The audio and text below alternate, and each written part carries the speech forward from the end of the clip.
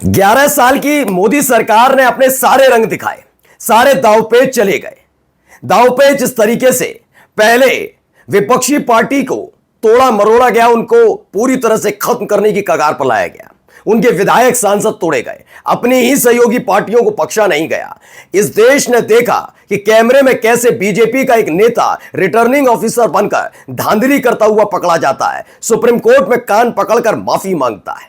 हमने देखा है कि किस तरीके से जब हार करीब नजर आती है तो विपक्षी पार्टी के प्रत्याशियों को अपनी तरफ कर लिया जाता है। निष्पक्ष चुनाव का दावा करने वाली बीजेपी कैसे इस पूरे चुनाव को एक तरफा कर देती है। लेकिन सांसें फूलने लगी हैं क्या? क्योंकि मसला अब एसआईआर का वोटिंग लिस्ट में धांधली का भड़का नहीं है, बल्कि एक एक करके तमाम राजनीतिक पार्टियों की मान्यता रद्द करने को लेकर है। हम आपको पहले भी बता चुके हैं कि भारतीय जनता पार्टी की मंशा एक रही है कि इस देश के अंदर सिर्फ दो पार्टियां हो, एक तरफ कांग्रेस, दूसरी बीजेपी, कोई क्षेत्रीय दल ना बचे। और उस तरफ के कदम बढ़ा दिया गया है, क्योंकि एक दिन पहले ही हमने आपको खबर दिखाई थी कि 115 पॉलिटिकल पार्टी की मान्यता रद्द हो जाती है। वजह जो भी हो, लेकिन यह हुआ और अब बताया जा रहा है तकरीबन 350 और पार्टियां हैं जिनकी मान्यता रद्द हो सकती है। इन सब के बीच दिल्ली में जबरदस्त तरीके से प्रदर्शन हुआ है। एक एक तस्वीर, एक एक खबर आपको दिखाने जा रहा हूं और अब आप खुद तय करिएगा इसे आप क्या कहना चाहेंगे, लोकतंत्र का जिंदाबाद या फिर तानाशाही। नमस्कार, मैं हूं प्रज्वल गौतम और आप देख रहे हैं टाइम्स एक्सप्रेस। हमने एक दिन पहले ही आपको दिखाया था कि 115 राजनीतिक दलों की मान्यता रद्द कर दी जाती है। कहा जाता है सिम फॉर्मेट वाला सिस्टम है, यानी अगर आप 6 महीने सिम को एक्टिवेट नहीं रखते तो दूसरे के नाम अलॉट कर दिया जाएगा। तो यही वाली स्थिति है। बताया गया है कि इतने समय तक आपको सक्रिय रहना होगा, राजनीति में चुनाव लड़ना होगा, वरना आपकी मान्यता रद्द हो जाएगी, जो भी फैसला है। लेकिन फिलहाल 350 ऐसी और पॉलिटिकल पार्टी हैं जिनका वजूद खत्म हो जाएगा।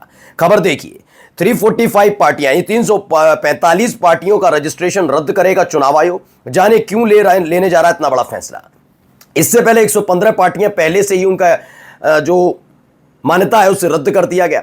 वजह जो भी बताई गई हो, लेकिन फिलहाल यही हो रहा है। लगातार एक एक करके तमाम राजनीतिक पार्टियां, क्योंकि इससे पहले आपको याद होगा ये क्यों किया जा रहा है, मैं बता देता हूं। क्योंकि इससे पहले आपको याद होगा जब लोकसभा चुनाव चल रहे थे, तब गुजरात के अंदर खास तौर पर जो इनके सबसे कद्दावर नेता हैं, जिनमें से एक का नाम है अमित शाह, आपको याद होगा वहां से एक तस्वीर निकल कर आई थी। एक ऐसा व्यक्ति जो निर्दलीय चुनाव लड़ रहा था, उस निर्दलीय चुनाव लड़ने वाले व्यक्ति ने वीडियो जारी करके बताया था कि कैसे उसे डराया धमकाया जा रहा है। छोटी पार्टियों को लगातार मर्ज करने की कोशिश की जा रही है, उनको इस तरीके से खड़ा करने की कोशिश की जा रही है कि वो किसी भी कीमत पर चुनाव ना लड़ पाए, और लड़े तो वो कांग्रेस के खिलाफ लड़े, लेकिन बीजेपी के दिग्गज नेताओं के खिलाफ ये छोटे छोटे निर्दलीय या छोटी छोटी पार्टियों के नेता पर्चा ना भरे। ये वहां हो चुका है लोकसभा चुनाव में। जो लोकसभा चुनाव में किया था उसका यह अगला चरण है।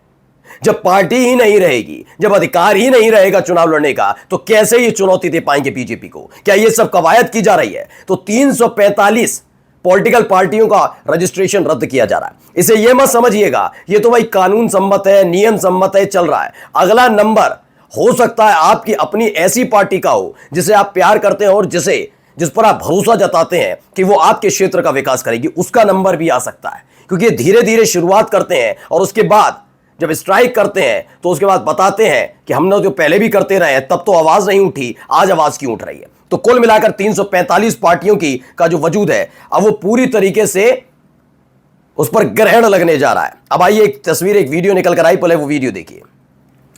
तो ये अखिलेश यादव की वीडियो है जो मैंने आपको दिखाया, कैसे अखिलेश यादव पहुंचे। दरअसल हुआ यह था कि पहले चुनाव आयोग एसआईआर के मुद्दे पर विपक्ष को नोटिस जारी कर रहा था। पहले तेजस्वी यादव को किया कि आप पे 2 वोटर आईडी कार्ड है। राहुल गांधी ने पोल खोली तो राहुल गांधी के खिलाफ 3 अलग अलग राज्यों के जो चुनाव आयुक्त है उन्होंने नोटिस जारी कर दिया।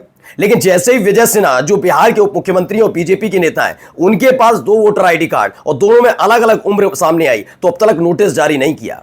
यह दुलार नहीं है चुनाव आयोग का? क्या चुनाव आयोग की निष्पक्षता जो कहती है कि हम निष्पक्ष हैं, क्या यह अपने आप में सवाल खड़े नहीं करता? अब इसी को लेकर जब ये फंसते नजर आए तो चुनाव आयोग की तरफ से एक लेटर भेजा गया जयराम रमेश को कि आइए हम आपसे बातचीत करने और चर्चा करने के लिए तैयार हैं।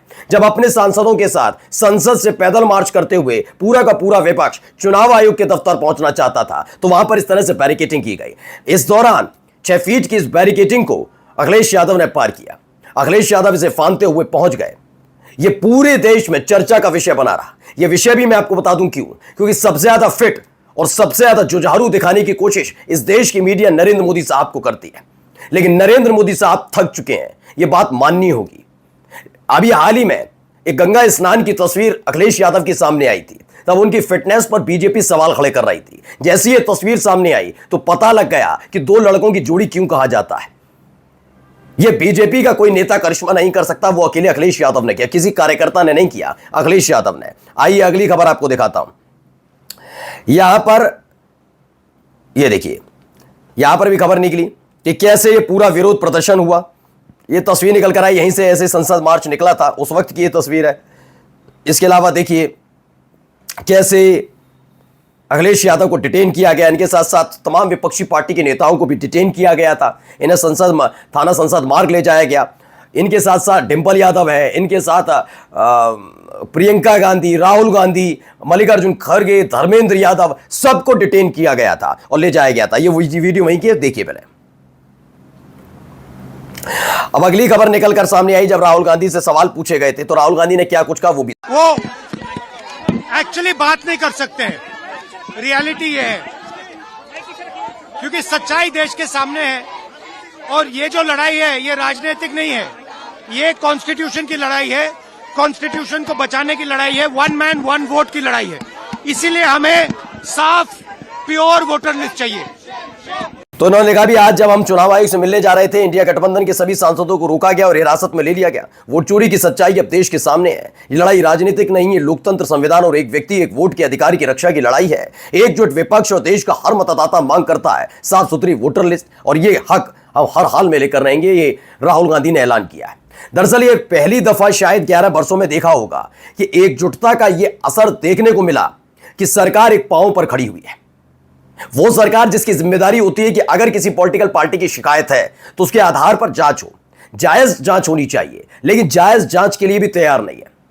खुद के ऊपर इतने सारे और खुल्लम खुल्ला इनके पर आरोप न केवल लगे बल्कि वो साबित भी हो चुके हैं, उसके बावजूद भी इनकी हठधर्मिता देखिए। लेकिन हालत क्या है, क्योंकि 240 सांसद वाली बैसाखी पर खड़ी हुई मोदी सरकार है, इसलिए वो स्तर नजर नहीं आता जो इन पूर्ण बहुमत की सरकार में किया करते थे। अब अगली खबर देखिए, यहां प्रियंका गांधी का वीडियो।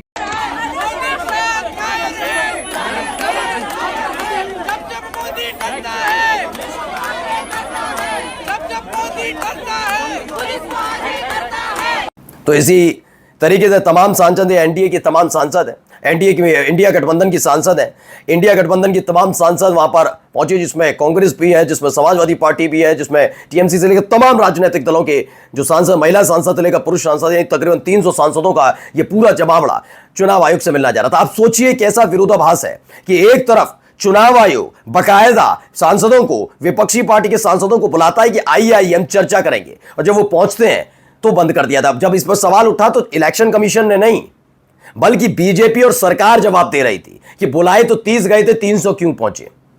अब आप सोचिए ये सारे जवाब किसे देने हैं।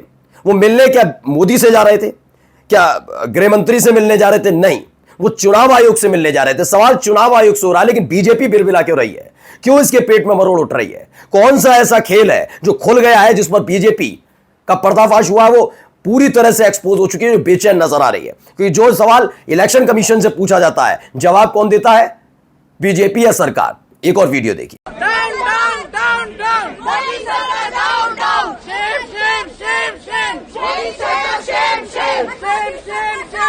तो मोदी सरकार के खिलाफ ये नारेबाजी हुई। एक एक तस्वीर मैंने आपको दिखाई विपक्ष में, कैसे विपक्ष ने एक पांव पर सरकार को खड़ा किया। लेकिन सवाल वही है कि क्या पॉलिटिकल पार्टीज की ऐसी मान्यता रद्द करके चुनाव में अपना खूंटा गाड़ने की तैयारी की जा रही है? नमस्कार।